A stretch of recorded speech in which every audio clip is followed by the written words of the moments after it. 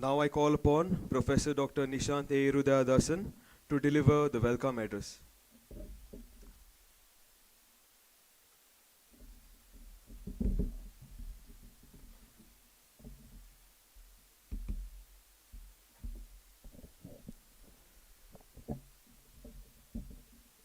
Respected dignitaries on and off the dais, a warm good morning to each one of you. Food has been a very interesting topic of inquiry, though only belatedly it is considered a proper object of study, struggling to find its place between the discourses of natural, especially biological, and social sciences. Consumption of food might seem a trivial and banal act, but it is nevertheless a cultural practice. And its understanding is an ideal gateway to grasp the organization of a society. Because food practices play the role of identity markers and occupy a central place in the process of social differentiation. Both identity markers and social differentiation are reflection of many social inequalities, whether in terms of economic resources, appearance, or health. Hence, despite the traditional Latin maxim, the gustibus non disputandum est, meaning in matters of taste there can be no disputes, it seems necessary to dispute the taste, trying to critically analyze the choice of the taste we make, trying to unearth the politics behind the choice of the food. Hence, it seems important to discuss the politics of food. And it is my honor to welcome you all to the Smet Marneffe Memorial Annual National Conference, in which we shall have a meaningful engagement with one another on many issues that surround our gastronomy. First and foremost, on behalf of the Faculty of Philosophy, Jnanadeepa, I extend a warm welcome to the keynote speaker, Dr. Amarendra Pandey, Assistant Professor of English, Gujarat Vidyapeeth, who will be shortly delivering his keynote address on violence of the diet. I would like to offer a cordial welcome to all the distinguished speakers, both today and tomorrow. I am pleased to welcome the President of Jnanadeepa, the Registrar of Jnanadeepa, the members of the teaching staff and the students of the faculty, directors and superiors of formation communities, invited participants, and all who are present here. I take this opportunity to place on record our sincere sentiments of gratitude to the members of the organizing committee, headed by Dr. V. Sebastian, head of the Department of Indian Studies, assisted by the staff members, Dr. Clement and Lijo George, and all the student representatives. I invite you all to have a meaningful and engaging sessions during the two-day annual conference. Thank you.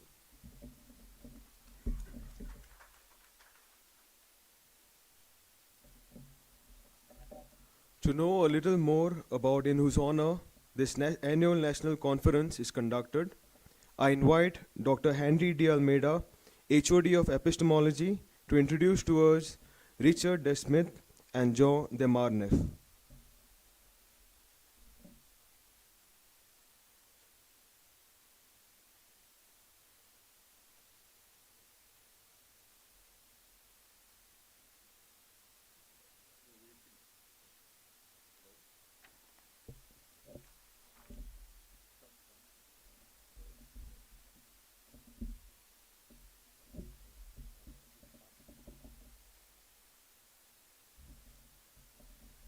Respected dignitaries of the day and my dear students, I am really privileged to introduce the two luminaries of philosophical world, as I was quite closely connected with these two luminaries. I was their student for two courses. One was Shankara exegesis by Father de Smet, and existentialism and phenomenology by Jean de Marneffe. Our dean began with a Latin expression, so let me begin with a couplet from Sanskrit. Vidvatvam nrupatvam cha naiva tulyam kadachana swadeshe pujyate raja vidwan sarvatra pujyate. I hope you got the meaning. Kingship and scholarship can never be compared. King is honored in his own country, whereas scholars are honored everywhere. So we are remembering two stalwarts, and we can think of them as the wise men from the West. We are quite close to the Feast of Epiphany, and we are thinking of wise men from the East, and these are wise men from the West. So they were wise in many ways, and good that we are recognizing them and honoring them, because their lives are also quite intertwined with each other. There are many similarities, complementarities. So first let me come to the commonalities. Both of them were Jesuits hailing from the same country of Belgium, belonging to the same South Belgian province before coming to India and Calcutta Jesuit province, after they made India their adopted home. Their years of life and service in JD were also almost contemporaneous. Smet was born in 1916, and after his arrival in India served JD from 1954 till his death in 1997.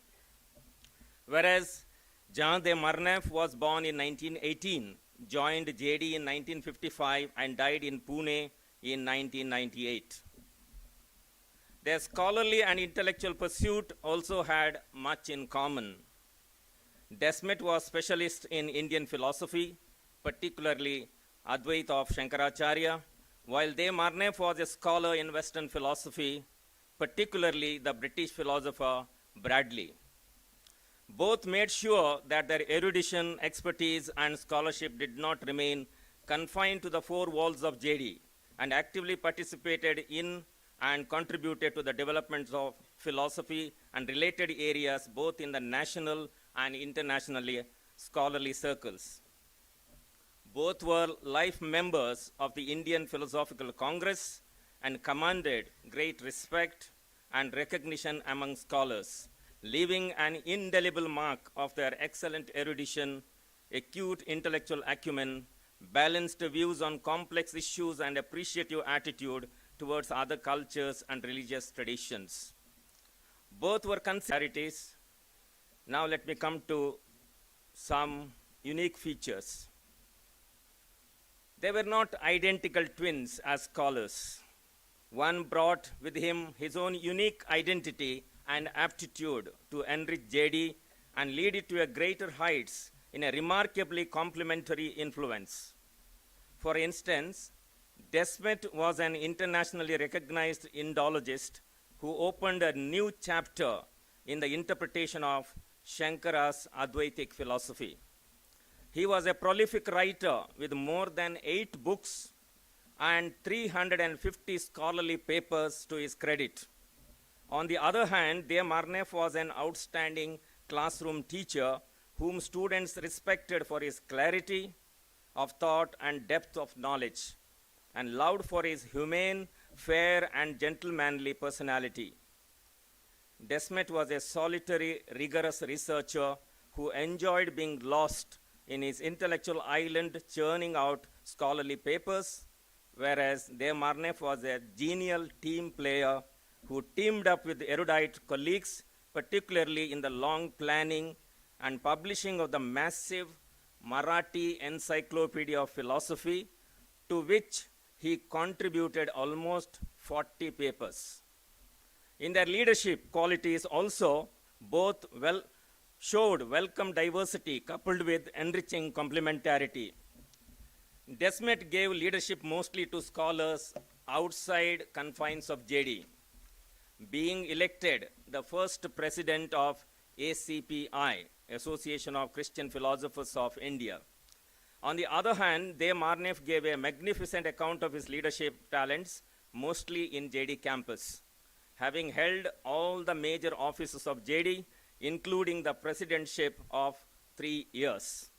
He was the chief architect of the new philosophy program of JD in the mid 1970s, particularly the credit system.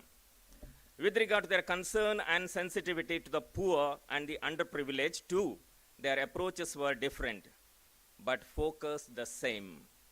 They Marneffe had a delicate, soft corner for JD's non-teaching staff, especially laypersons, to which a lasting testimony was the housing program he started for the workers.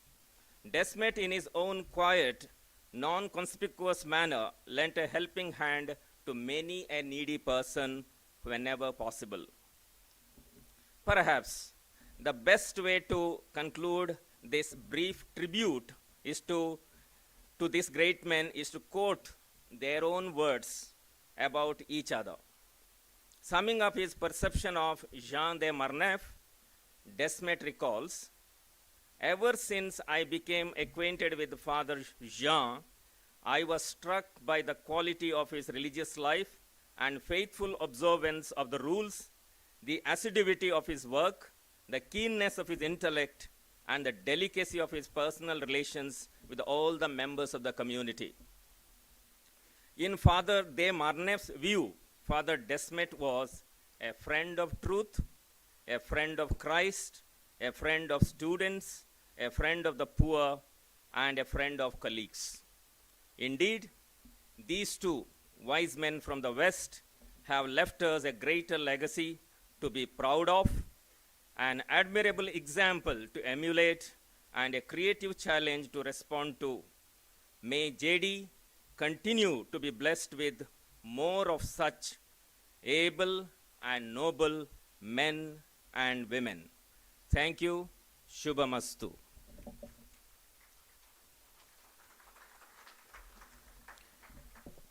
Well, we have our keynote speaker, Dr. Amarendra Pandey, amidst us. Let us put our hands together and welcome him. As a token of our love and gratitude, Professor Dr. Francis Gonsalves will now present our keynote speaker with a shawl.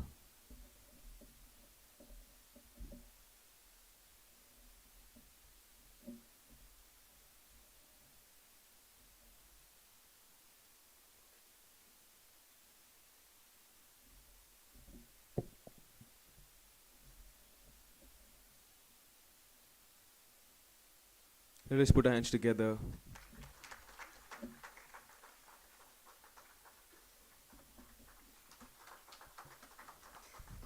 Dr. V. Sebastian will now present a shawl to the President, Professor Dr. Francis Gonsalves, and then to the Dean of Philosophy, Professor Dr. Nishant A. Irudadasan.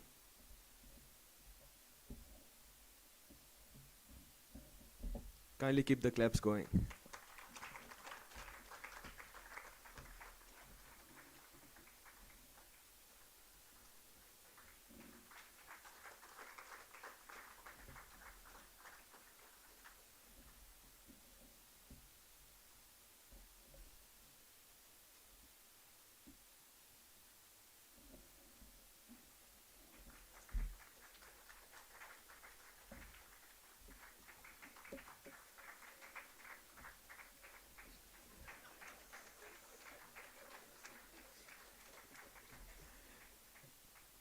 Well, now I invite Dr. V. Sebastian, Chief Coordinator of today's National Conference, to briefly introduce the theme, Food Politics in India.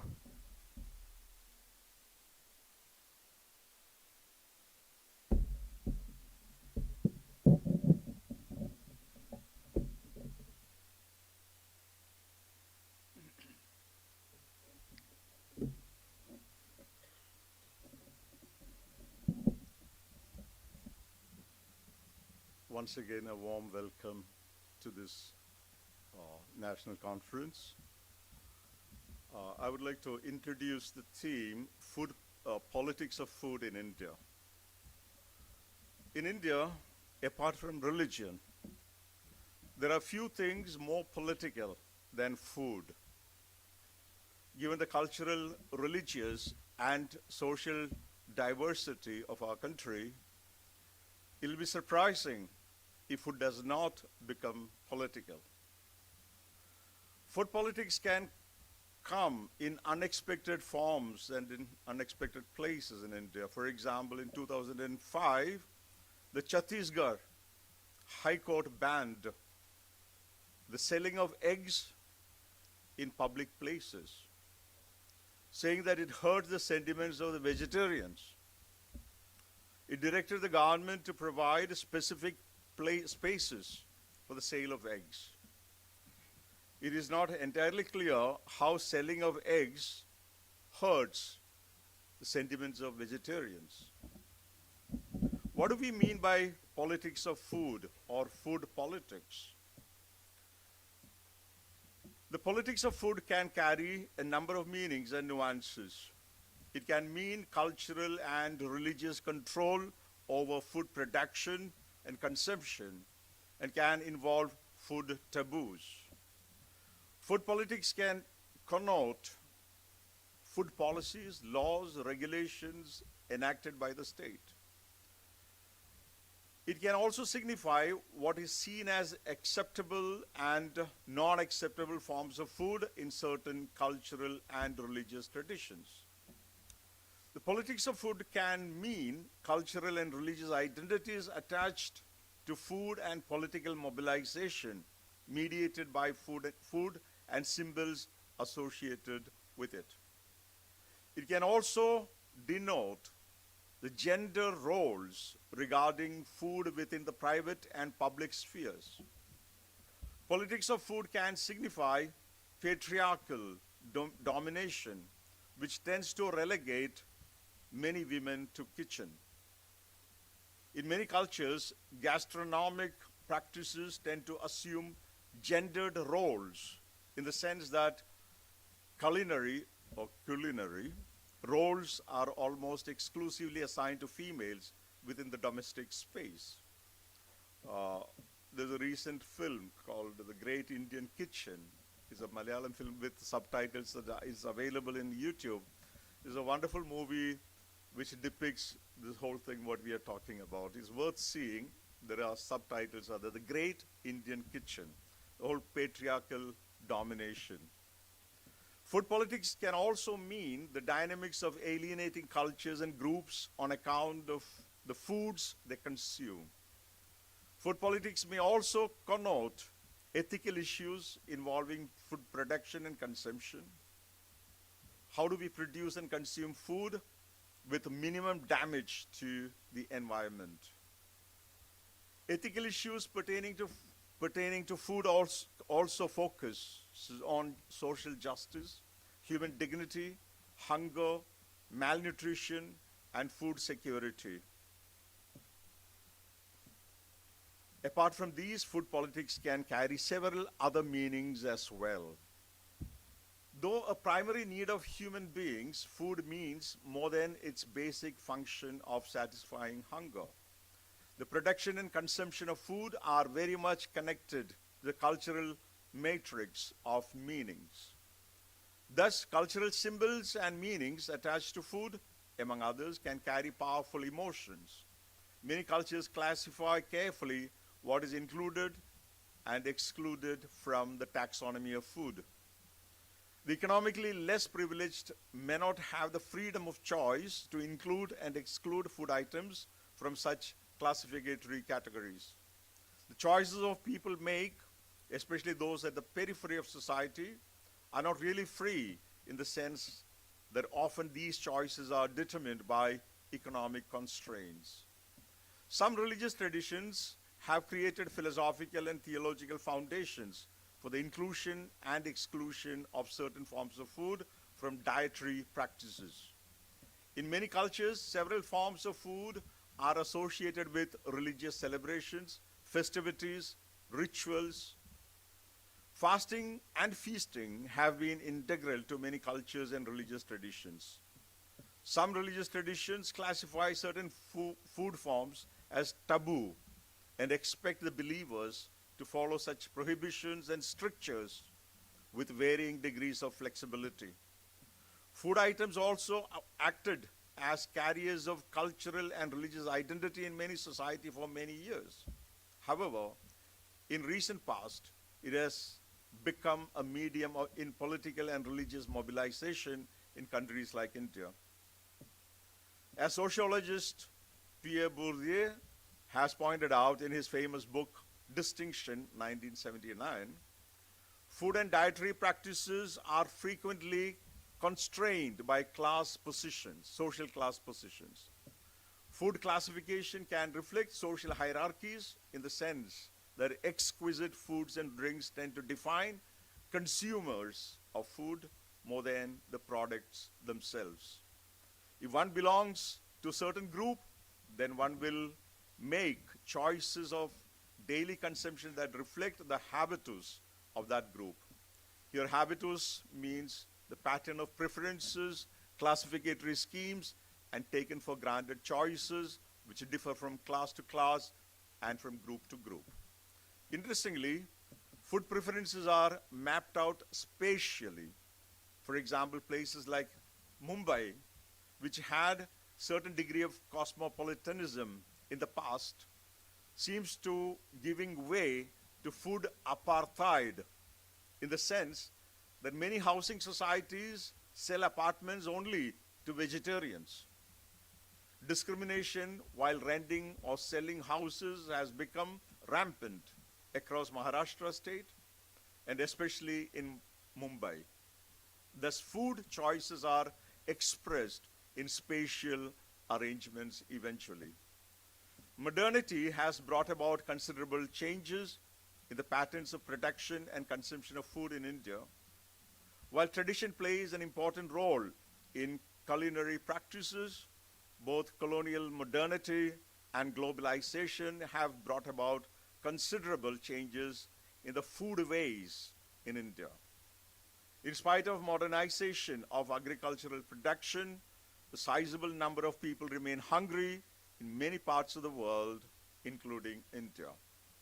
These are some of the perspectives, issues, and challenges involved in the food politics in India. The organizers of this conference hope that the papers and discussions of this interdisciplinary conference bring out some interesting and important aspects of food politics in India. Thank you all.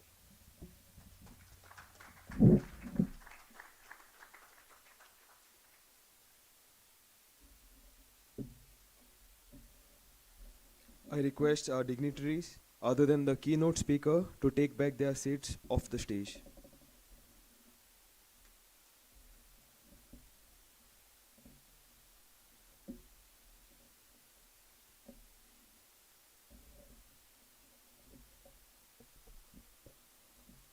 Shortly, we will be having the keynote address titled Violence of the Diet, Mapping the Journey of Gandhi's Food Politics and Its Contemporary Implications. To introduce the keynote speaker and moderate the first session, I now invite Lindsay Lobo, member of the organizing committee.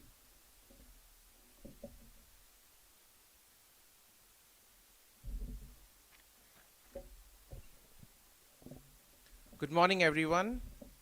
It is indeed an honor for me to introduce to the audience Dr. Amarendra Pandey, who will deliver the keynote address for this conference. Dr. Amarendra Pandey teaches English at Sadra Rural Campus of Gujarat Vidyapeeth, Gandhinagar. Apart from teaching regular courses in the Department of English, he has designed special courses on Gandhian thoughts and its intersections with literary studies.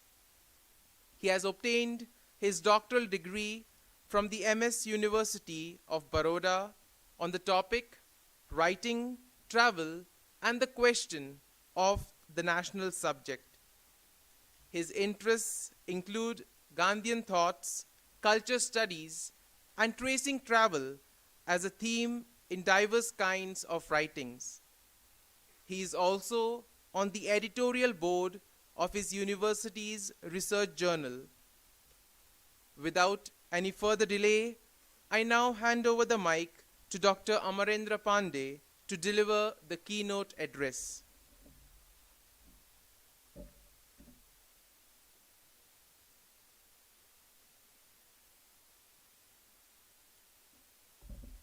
Good morning, everyone. At the outset, I wish to thank the organizing committee and especially Dr. Sebastian for inviting me to deliver this lecture. This is my first visit to this institute, and I'm already very happy to be in this ambience. Thank you very much. Now, the title of my paper is Violence of the Diet, Mapping the Journey of Gandhi's Food Politics and Its Contemporary Implications. What I will do is I'll go to the last portion first, and then I'll talk about Gandhi's journey of Gandhi's food politics. Uh, and I want to say that talking about food in the life of Gandhi may seem to be a very flimsy affair. He has done a lot of things. So what is this we are talking about? But let me tell you, of the 100 volumes of his writings and speeches, a very considerable part of it is on the question of food. These are in terms of lectures, writings, and letters which he wrote to hundreds and hundreds of people all over the world. So, but before going into that, so I just want to go to the last portion so that I don't miss out on that implication. And that is not something which, I'm saying something new. It is already something which we know what has been happening in our country in last decade or so. Yeah, I'm reading this out. In the last 8 years, especially after the current government came to power in 2014, the news of lynching of people associated with the cow business, beef business has increased considerably. Especially in the period in the year 2015 and 16, if we remember the news items, almost on a monthly basis we'll see something happening in one or the other part of the country, whether it is lynching of say Dadri lynching, then there is something in Rajasthan, something in Delhi, something in some part of Bengal, and all these things.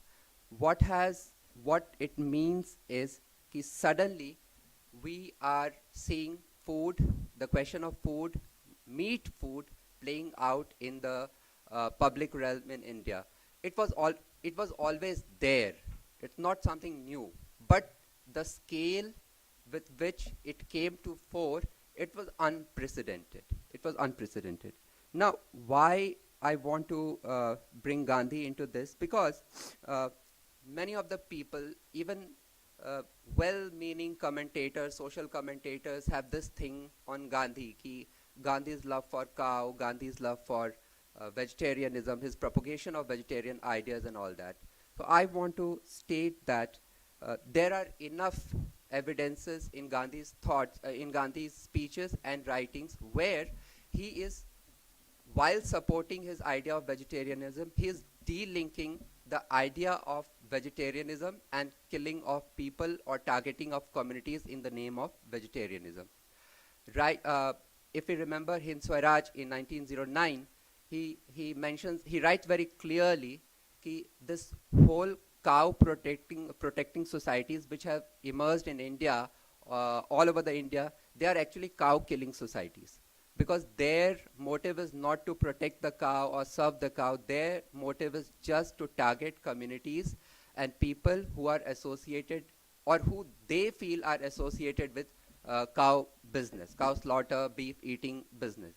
So for Gandhi, it's very clear that those who want to save cow, the only thing which they can do is to give their own life and not to take anybody else's life to serve the cow. So that's my position on Gandhi's role. And even if you look at many of the Gandhian writers who writes on Gandhian themes, they have also bring it out very forcefully that you cannot associate what is happening in country today in the name of food politics to Gandhi's name.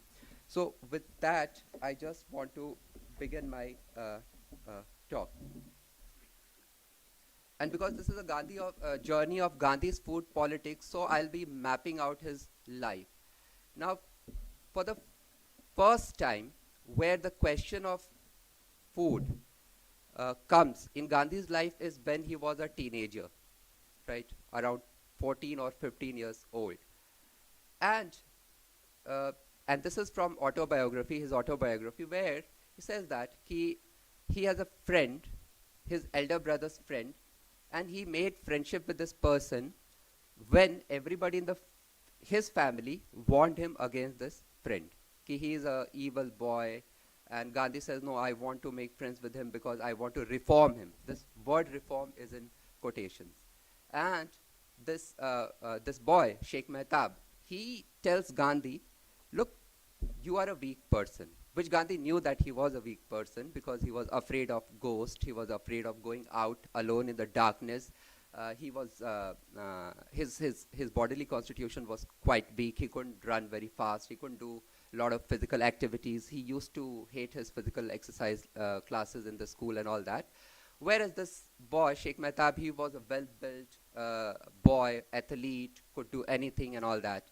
And he used to say, I am like this because I eat meat. And that is the first time when Gandhi starts having ideas about the food question. Now, in order to make his point very clear, Sheikh Mehtab also makes an implicit connection between food and colonialism for Gandhi, right?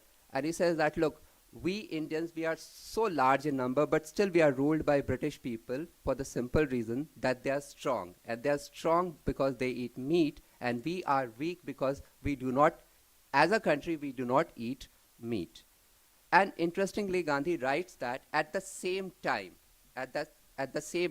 this is late 1890s, a wave of reform was sweeping over Rajkot, the city where he used to live at that time. And what was this wave of reform? Many people, including his teachers, have started eating meat privately. Why? Because everybody started believing in the idea of meat. So here we see suddenly there is a new notion of muscular Hinduism which is coming into picture. It is almost a play on that Arnold's idea of muscular Christianity. You are Hindu, but now you need to become masculine enough or muscular enough, which we also see, say some 12, 13 years later when Vivekananda gives this triumvirate of beef, bicep and Bhagavad Gita. Now that is very interesting because it is somebody's remembering.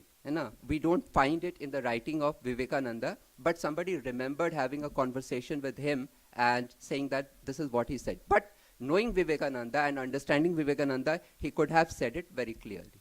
But this idea in the last phase of 19th century, it gained quite a popularity in India. Even Narmad writes, a Gujarati poet, first modern Gujarati poet, who writes a doggerel on this theme only. We Indians are weak, we are colonized because we don't eat meat. Whereas British people, they eat meat and they are powerful, they are muscular, and that's why they have colonized us. So what is the way out? Follow the example. So if you want to become strong, eat meat, become strong, fight the British and throw them out. So the process of decolonization goes through meat consumption. So that was what happened in that period. Now, when it comes to Gandhi, for the first time, he starts thinking in terms of nation. Before this 14, 15-year-old boy, before this, there is no idea of India as a nation. He was born in a Modbaniya family. His family practiced Sanatan Dharma as well as Orthodox Hindu, as well as there was influence of Jain teachings on that part of Gujarat, Saurashtra especially. And they still continue to be very, very proud of the fact that we are vegetarians. So Gandhi, who has no idea of India as a country, India as a nation, you know, he has barely moved out of his city, Rajkot. So he starts thinking in terms of nation. And this whole point of ki I am weak because I do not eat meat, so I should eat meat, it appeals to him. But more than that, what appeals to him is that ki if I become strong, I can fight the British people. You know? And if all of us become strong, all Indians become strong, all of us together can fight the British and throw them out.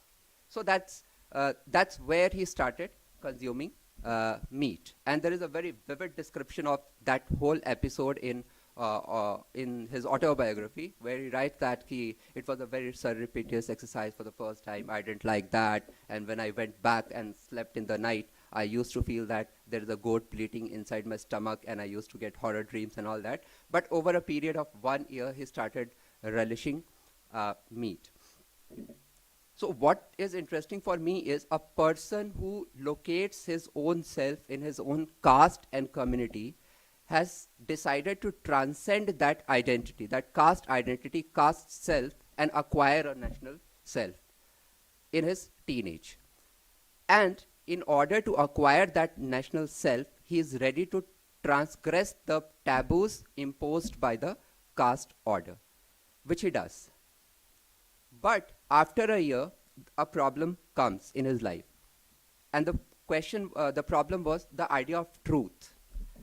Because he believed that, yes, I feel that, I know that eating meat is very important, but my parents will not approve of it. I am doing it without their knowledge.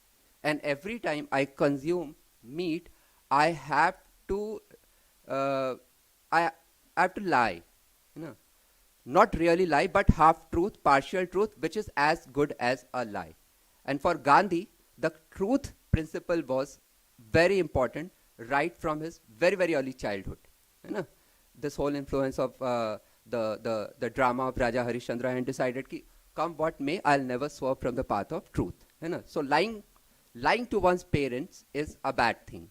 And then he decides ki, okay, now I have to do a compromise. And the compromise is that I will not eat meat till my parents are alive. Once they are no more, I will not need to lie to them. Then I'll have found my freedom of eating meat. And and once I'll be free to eat meat, not only will I consume meat, but I will also propagate it throughout the country, so that all the Indians will start eating meat, start becoming muscular, and all of us together can throw the Britishers out of the country. So in early childhood, this whole idea of food, meat with nationalism, is very, very prominent. And for me, interesting how a national self takes shape through the question of meat. Now, the second phase in this journey is when he decides to go to London to pursue his higher education. Again, a very interesting thing, he goes there to study law. And the family friend who convinced him and his family that he should go to study law, the idea of the family friend was, ki, look, your grandfather was the Diwan, and your father was also the Diwan. You know? Now, if you want to become a Diwan of this state, Rajkot princely state, you need to have a law. So this education in law was supposed to be a modern thing, but the objective of this modern education was to gain a traditional occupation, right? So it's a very complex interplay of tradition and modernity over here, and in Gandhi's life throughout. This interplay between what is modern and what is tradition, it comes again and again, and Gandhi always makes some sort of compromise over there. So Gandhi decides to go to London, but it's not a very simple thing, because caste. And what the caste has to do over there is, forget about injunctions against crossing the seas. It was mostly about the food. Okay, once you go to Vilayat, you have to consume meat and you will transgress the caste boundaries. So everybody tried to dissuade him, but he was very firm. I want to go to England, that's it. I want to see the land of Shakespeare and whatever and whatnot. And my heart was delighted at the very thought of my going to England. Again, a teenager. But when his mother says that you cannot go to London because of this whole question of food, he takes a vow. You know? He takes a vow, mother administers the vow not to touch meat, wine, women. Three you can say three coordinates which rules middle class, moral, ethical Hindu life in India. So he decides, he takes a vow. And this taking a vow becomes a metaphor in his life. Now, meat was supposed to make him muscular, but now he decides that keeping this vow is going to test my manliness. And if I fails in this test, then I am not a man, because I have not been able to keep the vow to my mother. Because as soon as he starts his journey, he is on the ship, and everybody who is around him, you know, they used to ask him ki, why you stay alone, you know, you are not mixing with people. So he never answered. But then people figured it out that this boy, teenager, first of all, he is not very fluent in English. And then second, he likes to eat alone. And what is he eating? Food which he has brought from his home. So no egg, no meat, nothing. And this was a ship going to England where most of the food item contains meat. And everybody tries to persuade him ki if you do not eat meat, you will not survive. And whenever he brings the question of vow to my mother, their answer is ki, look, your mother is not aware of the situation which you have to face. They are fine, but I have taken the vow and I cannot transgress that vow. You know? So this not eating meat becomes a very, very important theme on the journey of this thing. And look, if you look at ship in an ocean, it's a very interesting place. It's neither here nor there. Not on this land, not on that land, somewhere in water. You know, I think Foucault calls it a very heterogeneous type of trope. You know, it's not here, not there. You are in between. And not only you are in between, but ship is also a site of adventure. Because ship is associated with exploration, adventure, and going to the unknown, from known to unknown, and all that. So for Gandhi, who was not really an adventurer sort of a person, ship really becomes a site of adventure. Adventure of where he has to test his manliness vis-a-vis the food. Somehow he managed not to eat meat, survived on whatever he has brought from home, and reaches England. And that's where his third phase starts, beginning.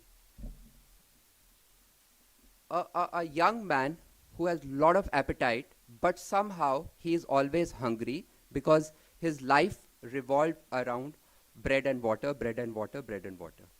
Because he can't eat anything else.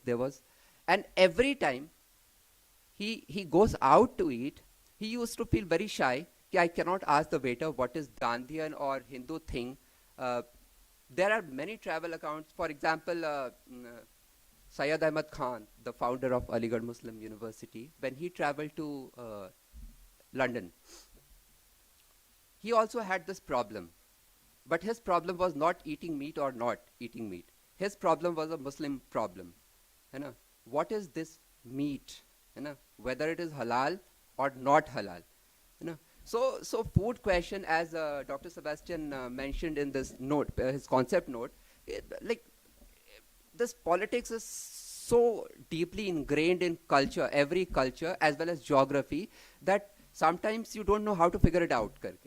So coming back to Gandhi, so he is grappling with this thing, and his friends are telling him, "Ki, look, your mother doesn't know. If you die, what she will think about you.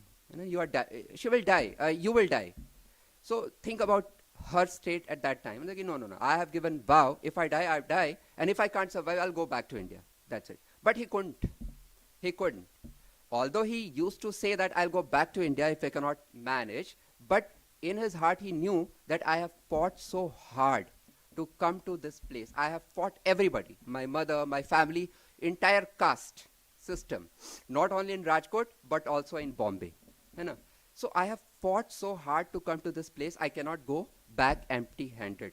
I must go back only with my degree. So he knew in his heart that his life is at stake for this very simple principle.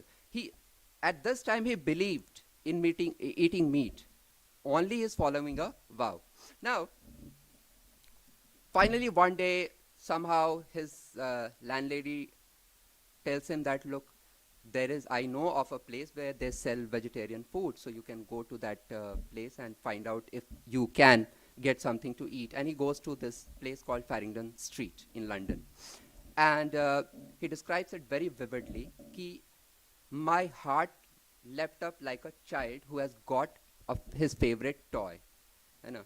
And this particular moment at that vegetarian restaurant was an epochal moment in his life, because he enters into the restaurant, he eats food, first full food in his London trip. But before eating that food, while he was entering, there was a glass case and he saw a book, rather a pamphlet, a very small booklet called A Plea for Vegetarianism, written by someone called Henry Salt. He purchases that book, and while he was eating his food, he read that book. And reading that book changes his entire politics regarding food.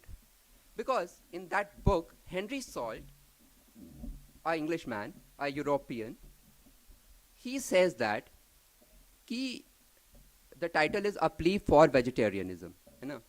So it's a polemical text, where you want to prove that why vegetarianism is better than non-vegetarianism. And Henry Salt uses all kinds of logic, moral, ethical, aesthetic, and finally scientific. What was scientific for Salt, what was scientific for Gandhi, today we can say that it was a pseudoscience. It was just a jugglery of things here and there. But at that time, he tried to marshal a lot of evidences, from medical science, botany, biology, and everything, to say that vegetarianism is better than non-vegetarianism. Of course, ethical and moral questions are there because you are killing living beings. And as a Christian, the Lord has said that love beings. Now, being is very important word. What is this being? Human being or every living being? You can choose whatever you want to choose based on your own presumptions and all that. So Henry Salt's treatise had a lot of impact on Gandhi. And look at that. It's a very interesting case because vegetarianism is the tradition of Gandhi's caste. He has come to a very, very modern place, right? When he was in his own setup, his own people and his own circle made a case for meat eating, that is transgressing the traditional order. Now he has come to this space, metropolitan space, modern space, where somebody who is associated with that modern space is putting him back in his own traditional order via food, right? And Gandhi realizes what my family, what my caste, what my community believed in is actually right. It's more modern than the modern tradition, than the modern order, right? And he finds tremendous happiness because now there is no conflict, no conflict between tradition and modern. Modern is what is traditional, and it has been proved scientifically. Why? Because this person is writing it. Now, this is 20-year-old Gandhi. This person is writing it, and I'm reading it. And, and after that, this whole thing of ki modern is what is truly traditional. He uses this phenomena again and again in his political life. Karke. And also, reading this book gives him an idea that there is a society called London Vegetarian Society. So he goes to that place, he talks to them, becomes the member, and very soon he becomes the secretary of that place.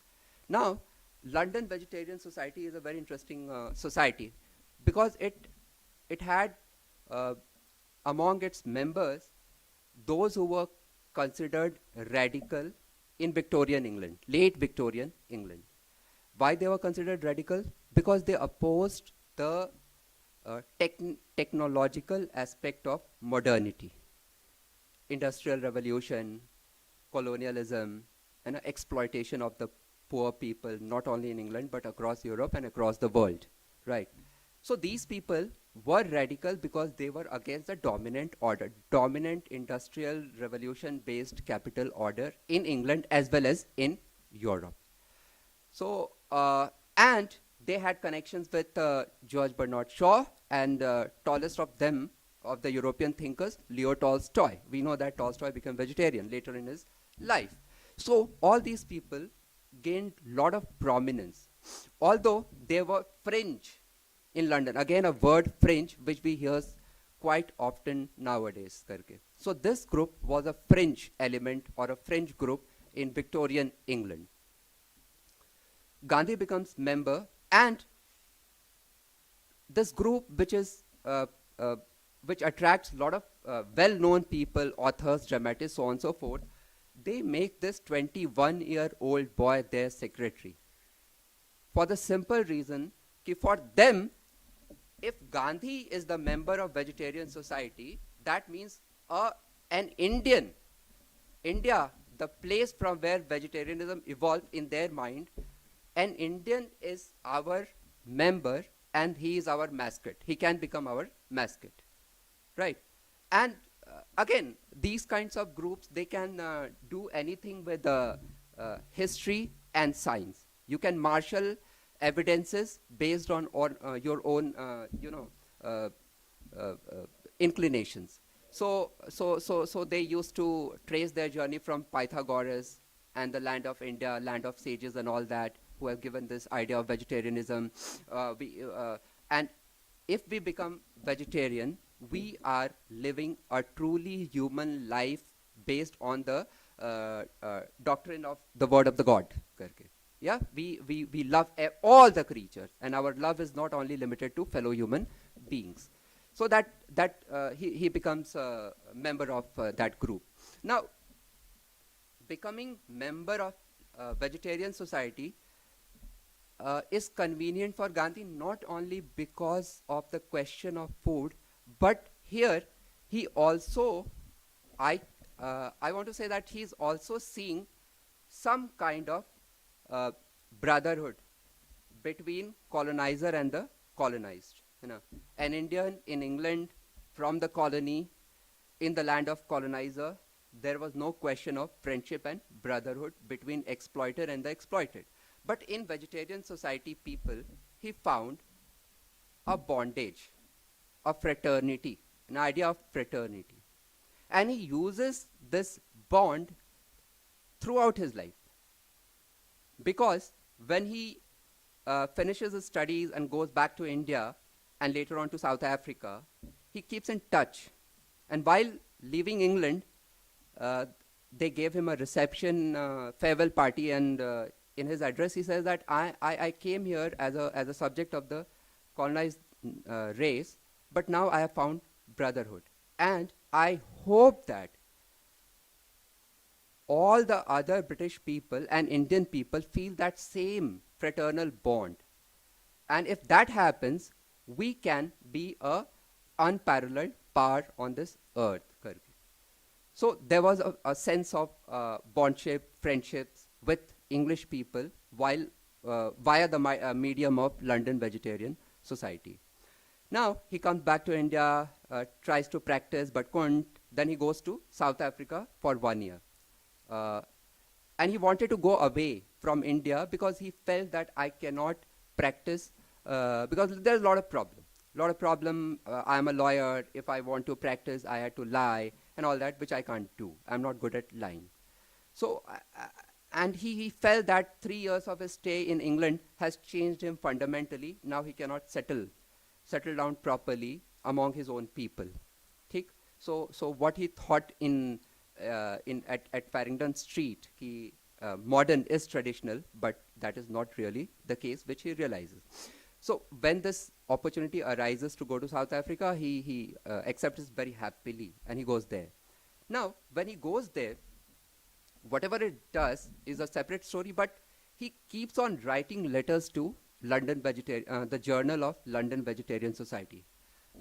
Again, just to go back, because he was a member of Vegetarian Society in England, these people used to run a journal called The Vegetarian. And Gandhi's first public writing was in this journal. And the first 6 articles was on the topic Indian vegetarians. Indian vegetarians, 1, 2, 3, 4, 5, 6. And in that, he used to describe what does it mean to be vegetarian in India. You know, what kind of food people eat. It's almost an anthropological account of vegetarian food habits in India. It is also interesting, this young man who has seen only Rajkot and Bombay, 2 cities of India. In England, he is representing every Indian, every vegetarian India. Very interesting. What is important in those writings is not what he does via anthropology, but this whole sense of cultural superiority of India over England. Why? Because we are vegetarians. And we are vegetarians, so we are morally and ethically superior, but more than that, we are also physically superior. And in order to do that, he does a comparative study. He does a comparative study of an Indian shepherd and an English shepherd. Very interesting. Why? Because Indian shepherds are mostly vegetarian according to Gandhi. And the shepherd he's talking about is shepherds in his own place, Rajkot, Saurashtra, right? Who still continues to eat bajra ki roti. So he says that, look, Indian shepherd is a vegetarian person, you know? And I have heard stories that a single shepherd has fought tiger in the forest just with his kaggle. This is a story. But he believes it so intensely that he believes that can an English shepherd do the same? Of course not. No. He is well built. An English shepherd will not be able to fight wild animals. An English shepherd will not be able to sleep outside his hut or house, whereas an Indian shepherd always sleep outside his hut. What Gandhi conveniently forgets is the climate. You cannot sleep outside your hut in England or house in England. You will die. But for him, it was a test. It was a testament of masculinity and physical prowess of vegetarian Indian shepherd. So there's a lot of pride, assertion of cultural pride, cultural superiority over England, and so on and so forth. That's what he writes in those pamphlets. Now in South Africa, he continues to write letters to that journal, saying that the problem Indians face in South Africa is because British residents, they are not taking serious interest in agriculture. Once they start taking interest in agriculture, South Africa is a very fertile land, lot of crops can grow here. Indians who have got freedom from their slavery, they purchase land, they start cultivating, and they become rich. And it is this rich Indian which is the problem for English people in South Africa. That was Gandhi's reading.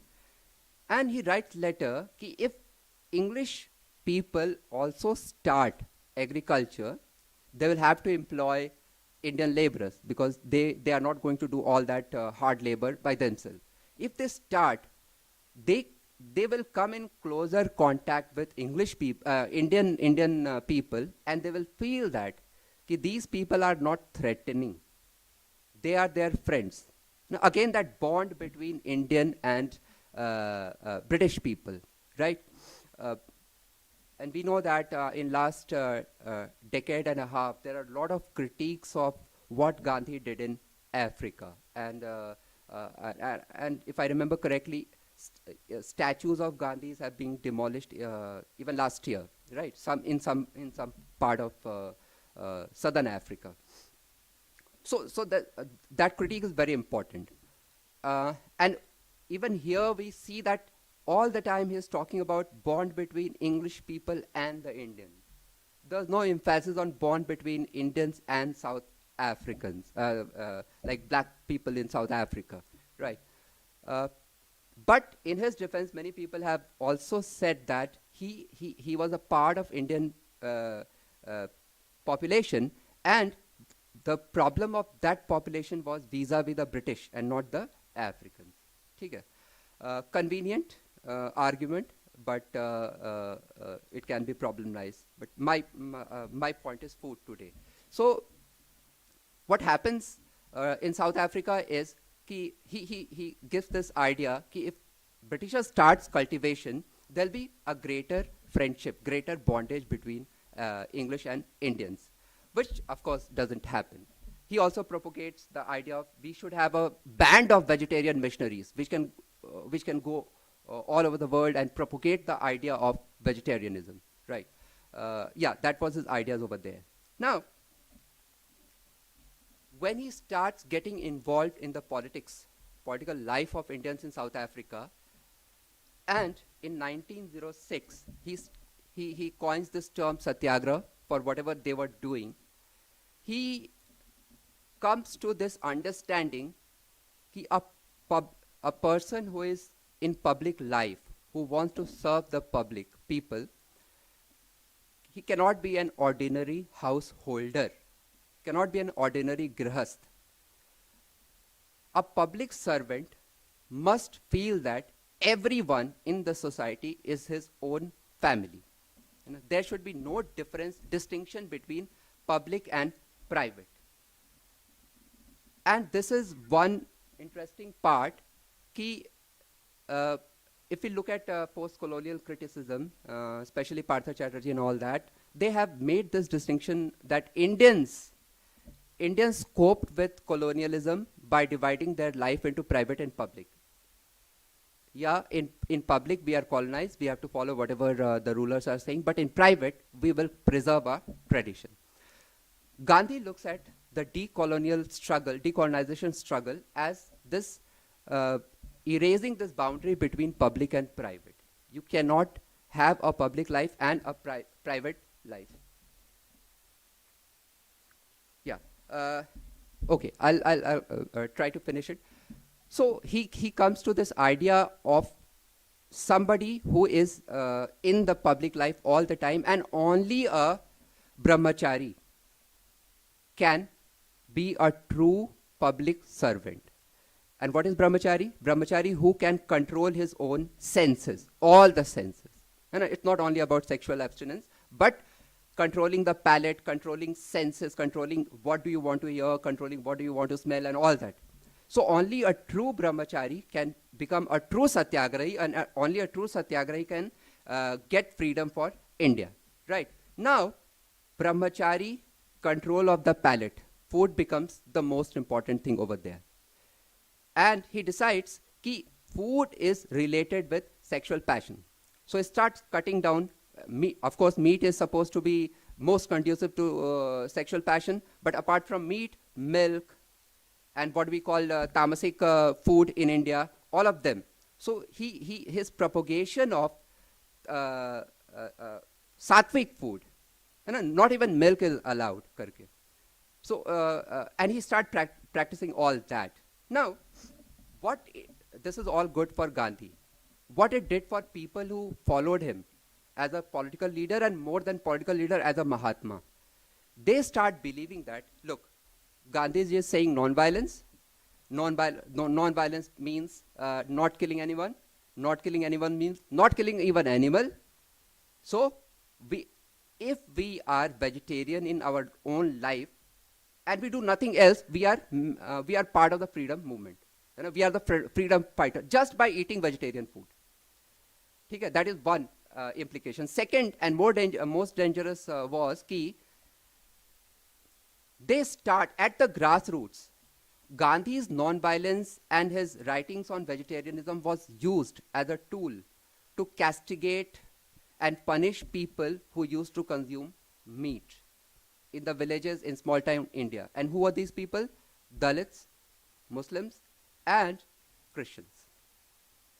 So a freedom movement which was supposed to encompass all sections of society, people made it very clear that these people eat meat, they are Dalits, Muslims, Christians, they cannot be part of freedom movement, and because they are not part of freedom, they are not Indian, or at best they are second class Indian citizens.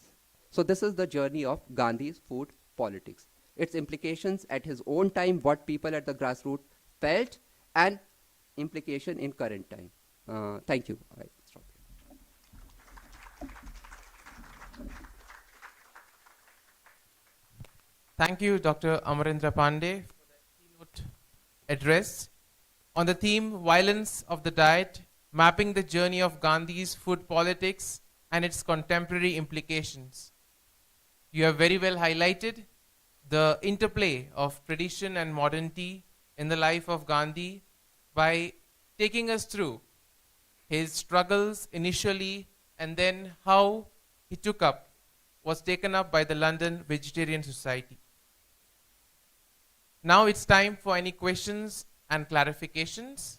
So kindly introduce yourself and then briefly ask the question.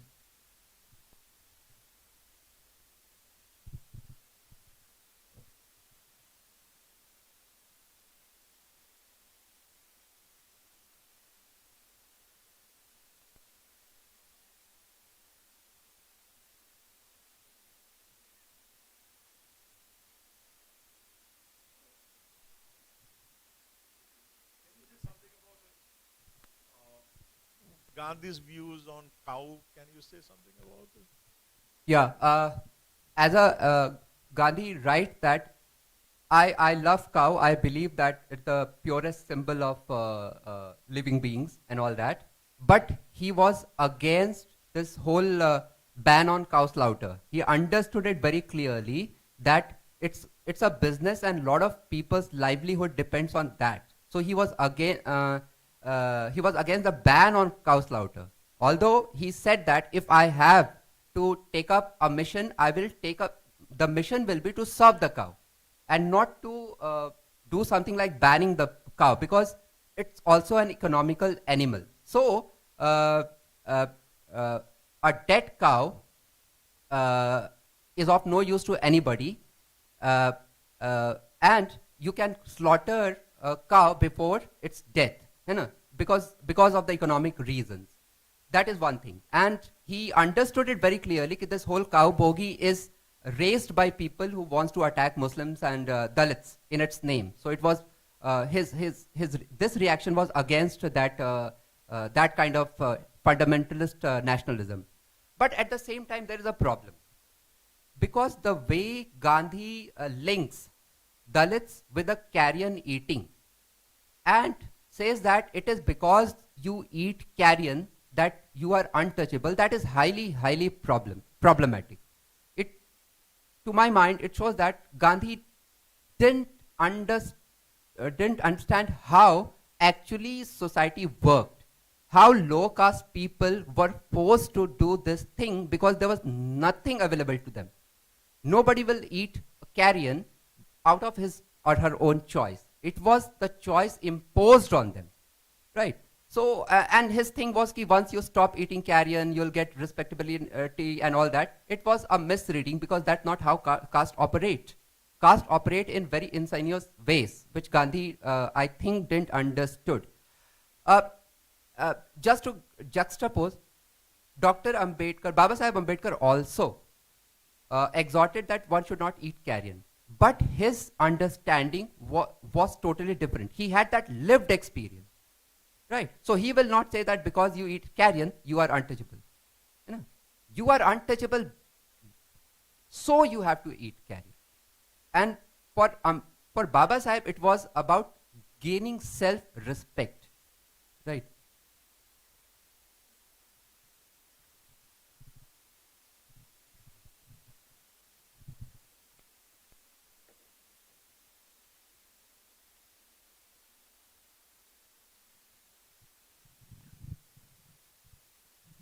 Just taking it little further, we also see the village structures now in those days. They were in such a way that if any animal dies, then like it were the Dalits that they see this animal,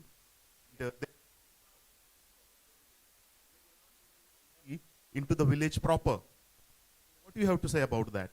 Yeah. That's how that whole thing of caste and carrion comes into the picture. You know, the lower caste people were assigned this duty, and if they refused to do that duty of taking away the dead animal to their own locality, they were further punished, right?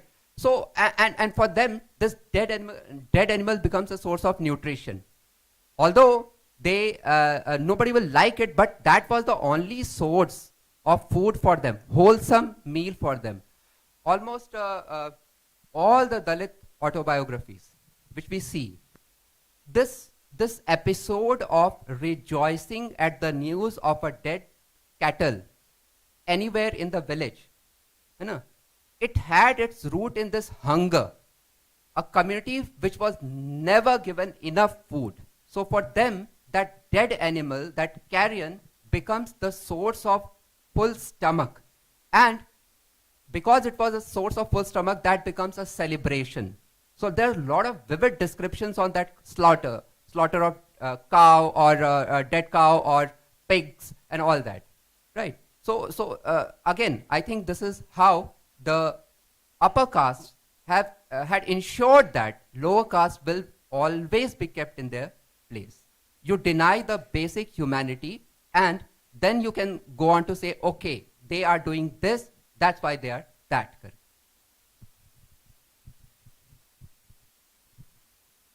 Thank you, sir, for your presentation. My name is Ryan Rodriguez. As against the people of certain castes that we have been discussing, also as against what is said in the Manusmriti about what the Dvijas should eat, there is a text in the Ramayana by Valmiki which speaks about pancha nakha bhakshya. You know, he mentions there about the rodents and boars and lizards and hare and turtles, and he goes on to say that the Brahmanas and the Kshatriyas can eat these kind of foods. As against what we are discussing with plea to vegetarianism and the whole role of Gandhi in it, what's your response? Yeah, this thing of whether upper caste used to eat meat or not, that is irrelevant because everybody knows that they used to eat meat. You know, this whole thing of vegetarianism came with Buddhism, because Buddhism, I think, the only religion which challenged Brahmanism was Buddhism. And in order to get rid of that challenge, Brahmins devised this purity and pollution principle, right?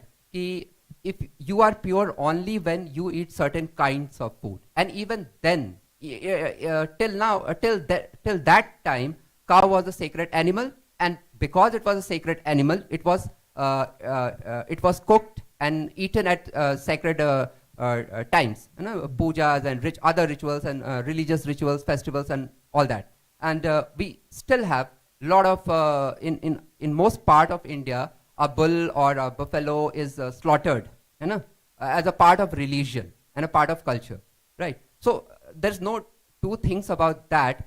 How how ancient Indians used to live. There was no taboo on all that. That came slowly and slowly, especially after the challenge posed by Buddhism, and as an answer to that challenge.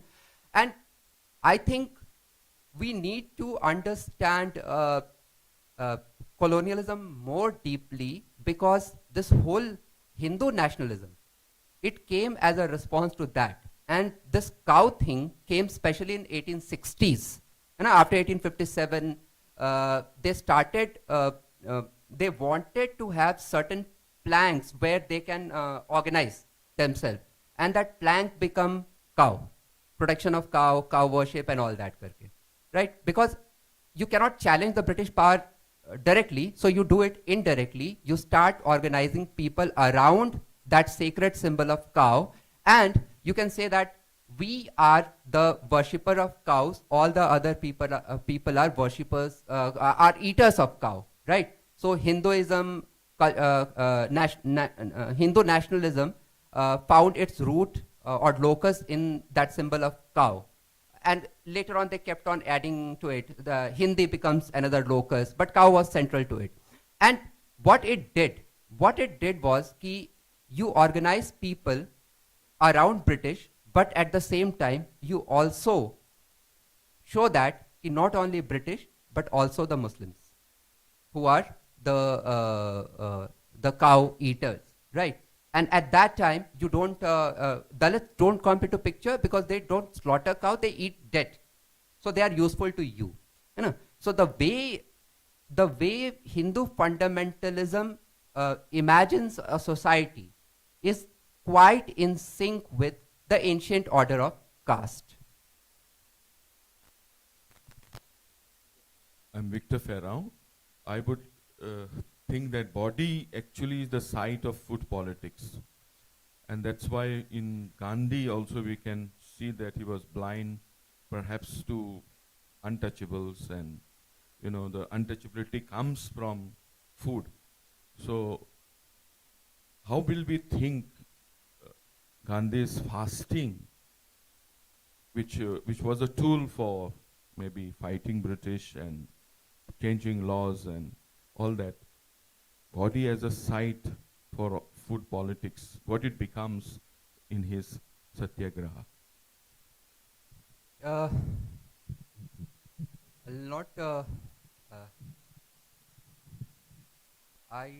don't have any thoughts in my mind on that, but yes, body as a site of food politics is interesting, because Gandhi writes that our body is a temple of God, and a temple is supposed to be kept clean. So when you eat meat, you are actually desecrating that temple, right? And that's why he also that is one logic which he used in favor of vegetarianism. You cannot defile that body, that temple of God, which is your body, by eating food, because it's almost like you are throwing garbage into the gutter. Your body is not a gutter, but it's a temple. So maybe that, if that can answer the body as a site vis-a-vis meat.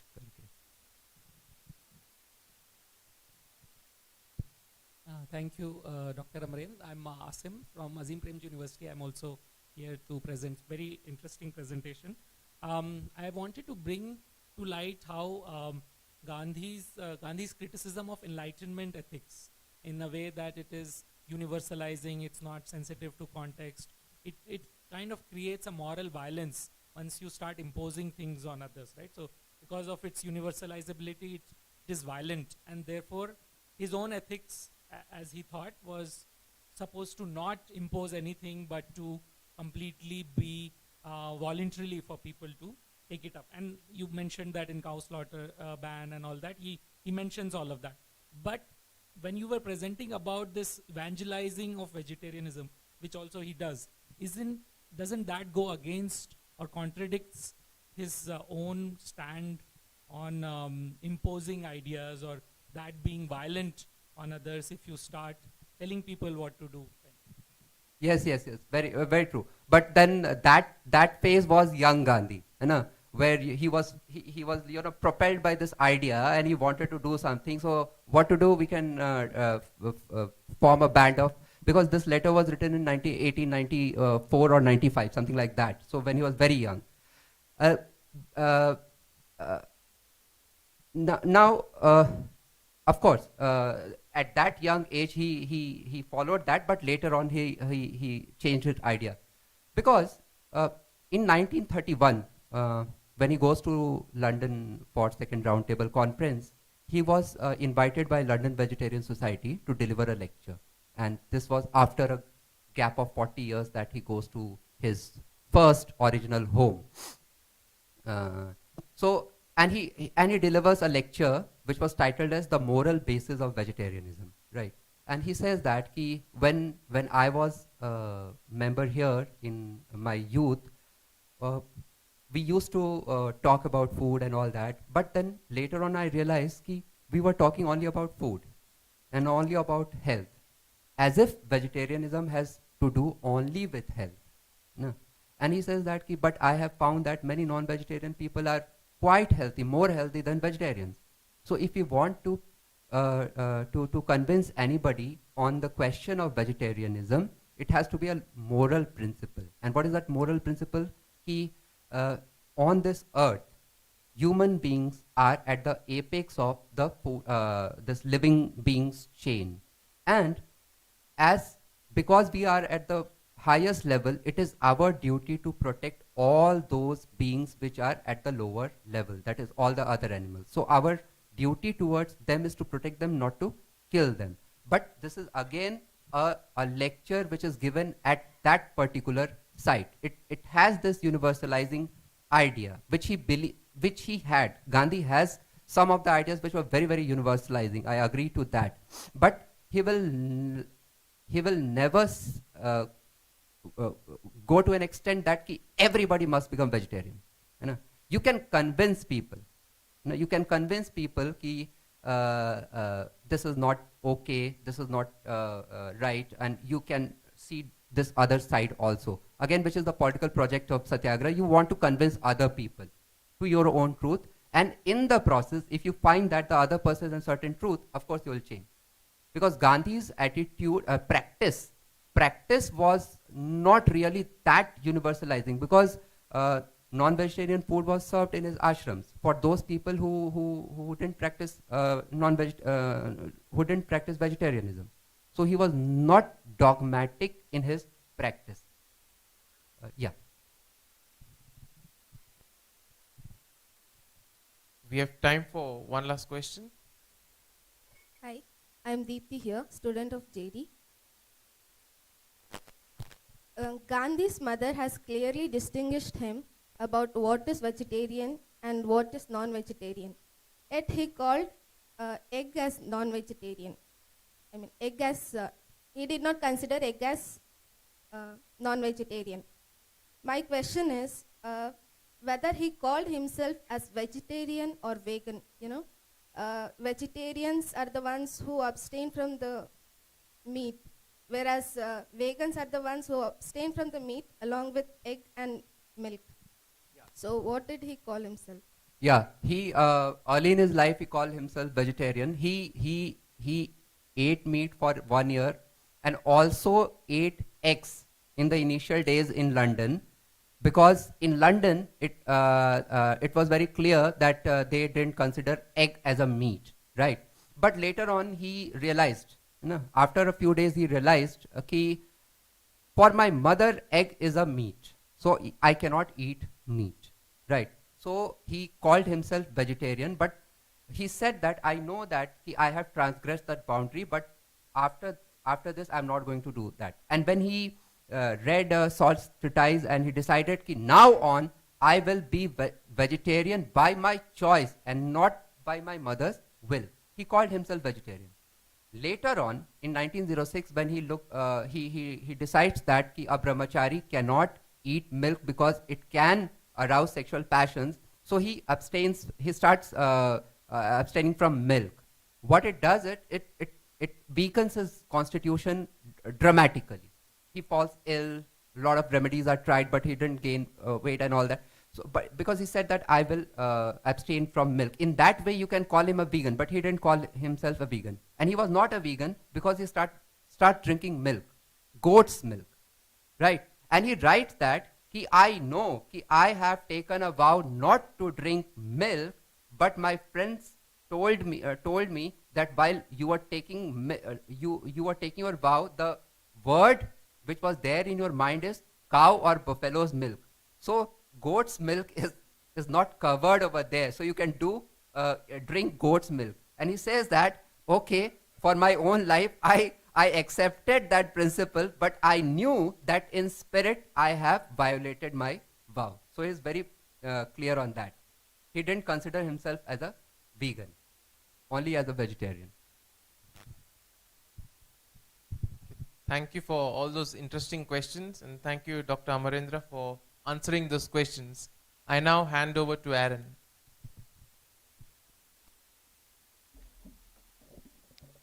Thank you, Lindsay Lobo, for moderating that session. Once again, let us put our hands together for Dr. Amarendra Pandey. We now break for coffee and snacks. We shall be back at 10:30 a.m. for the first panel discussion. Thank you and kindly be back on time.